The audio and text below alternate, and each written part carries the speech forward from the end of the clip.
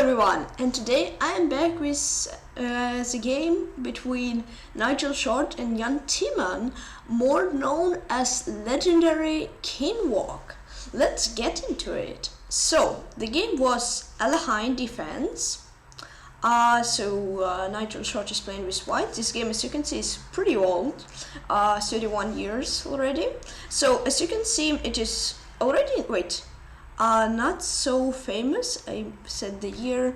Basically, let's do this and then quickly how it was. There you go. So as you can see, it is pretty popular variation. Bishop b3, you see Bobby Fischer played it, Dane played it, many top GMs. So Bishop g7, Queen e2, knight c6, castle, h3.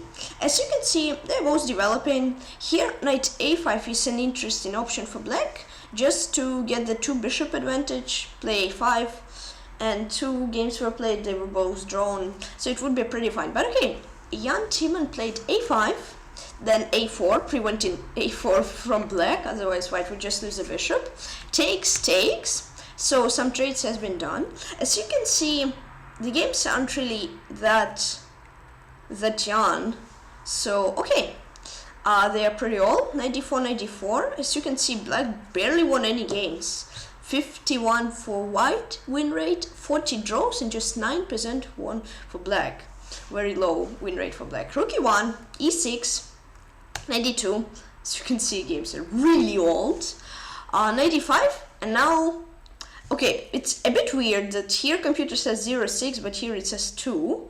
And basically it is 2. c3. Bishop c2, basically, yeah, this position is much better for white because, as you can see, black has a really, no space, basically. Okay, in the game of knight f3, also a good move. Queen c5, queen e4, this bishop c4, knight b6, b3, very nice. Threat from white is bishop a3, skewering the queen and basically win an exchange. Knight c4, b takes c, rook e8, rook d1, Queen c5, Queen h4. We are getting close to this really legendary Kinwalk. b6, Bishop e3, Queen c6, Bishop h6, Bishop h8. So yeah, Rook d8. Here, if Jan Timman would play Bishop d7, Nigel would probably take here, and as you can see, white has a queen, but black has a bishop and a rook. So quite decent compensation, and probably after a really long game, white would manage to win it, but still black has some high compensation. In the game was bishop b7, which was a mistake. Now black had to take rook a d8, and then sacrifice a pawn, but as you can see from human point of view, black are totally lost. They've really exposed king position, and that's not nice for them. But in the game was bishop g7, then rook a d7 from white, because now f7 is a weakness at some point. Rook f8 blunder. Black had to go for queen e4. Computer was saying it's +2 for white, but now it says +7 because of rook f7. Look at this. If queen h4, then just this, knight h4, white are won. If king f7, there is rook d7, here, queen f6, and there is unstoppable mate for white. And basically, black would play bishop h8, then there is just bishop f4. You cannot take because of knight g5, and white win a queen. Oops. G5, and as you can see, white are totally won here. In the game with rook f8, takes, rook 1 d4. Basically, white are slowly advancing, and the idea is to make black's king. Rook a8, queen f6 a blunder. Though it says +4, but now it says +5. White had to go for queen g5, and what is the idea? The idea, I think, is rook h4. For example, black does this, then rook h4, and then you sacrifice the rook and mate. Very beautiful. But basically here, also rook h4, and black has to queen 1. Yeah, but okay, in the game was queen f6. Here, this, as you can see, that says 0, but it also says +3 for white. So the computer is also very shocked. Now it says +2.8. In the game was rook c8. Black had to go for bishop c8, and now it was saying rook d8, that would be equal. But white actually has knight g5, and then rook f4, and then knight f7, white f1. So even computer is unsure about the evaluation. But black played rook c8, and now the famous king walk ever, king h2, king g3, king f4, king g5. And as you can see, white idea is king h6, white rook hangs, but black's king is weak. Then g7 is a square white will mate, and then if something even knight g5, and yeah, basically as you can see, all black pieces are really weak, and dark squares also are very weak. So basically that is weak for black. And then yeah, here Jan Timman gave up. Very nice game, especially the king walk. Even though Stockfish says Nigel blundered, it wasn't true. Because now it thought more and it understood that I didn't blunder. Okay, so now I want to show you the game I recently played against Komodo22 on Chess.com. I haven't won this game, it was a draw, but I really liked it, and for me it felt very similar to the game I just showed you. Let's get into it. So it was e4 c5, it was Sicilian defense. You can say like, what? In the game was Aleheim, how can it be similar? Just wait. So let's see, a4, knight f6, I'm just developing. Here bishop d6, e5, I really like that move because he cannot play queen e3, he loses a pawn. So he played queen f2, and then we traded everything. d6, he has like an isolated pawn on e4, I'm holding it with d6 so he cannot play e5. Yeah, so basically that's good. He played rook d1, I played king e7. My idea is just develop, connect my rooks, and as you can see he cannot really break through. It says a5 was better for both of us, yeah, to gain more space. And because if he plays a5, basically a6 is a weakness for me. I'm still fine, but okay.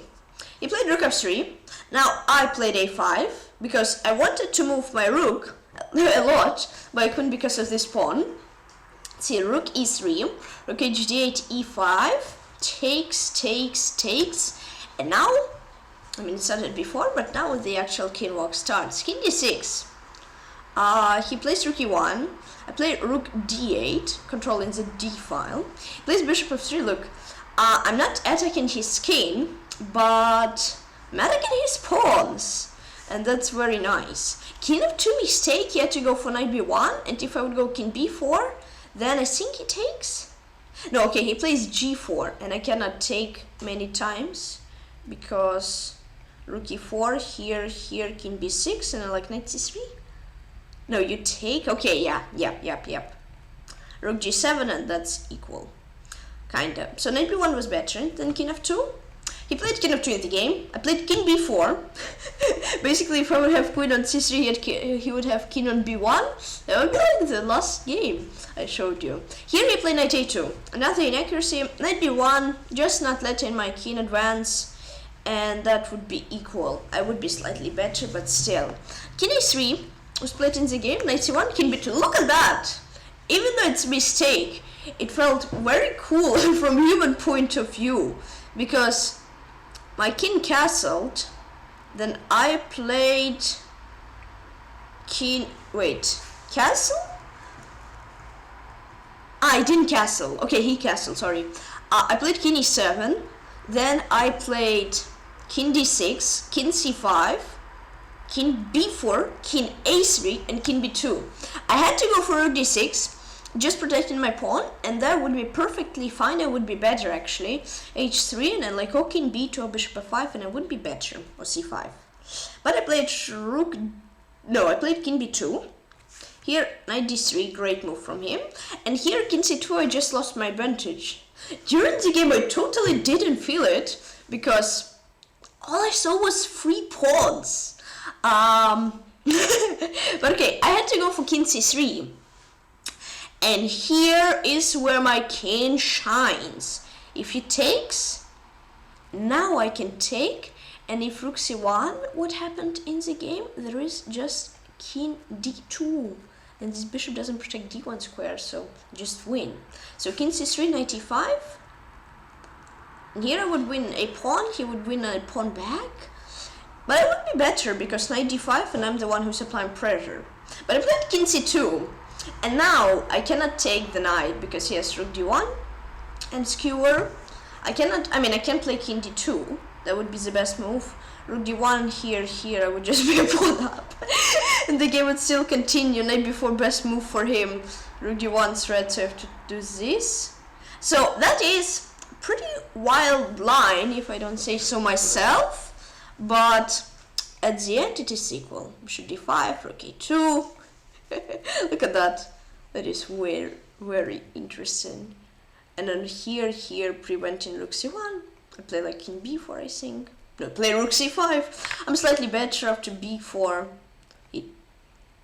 Rook d5, that's very, very deep, but the game would end in a draw.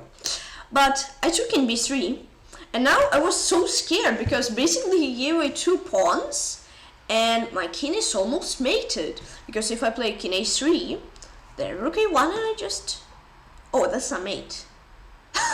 Okay, I was thinking it's made by bishop a2. But okay, he would repeat. I played king a2, rook c2, king a1, rook c1, and we just repeated and draw. That was very, very interesting game in my opinion. Kind of similar to this game. You can see king went boom, boom, boom, boom. This, how many? 1, 2, 3, 4, 5. Yeah. Basically 5 moves, but in 34 move game. But in 34... Okay, I only noticed it only now. Both games were 34 moves. Only in Nigel's game was 5 moves with king. In my game was 1, 2, 3, 4, 5, 6, 7, 8, 9, 10, 11, 12, 13 moves with the king. That's quite a lot of moves. So yeah, I hope you enjoyed both games. Yeah, write down more games you want me to analyze, and yeah, thank you all for watching, and bye.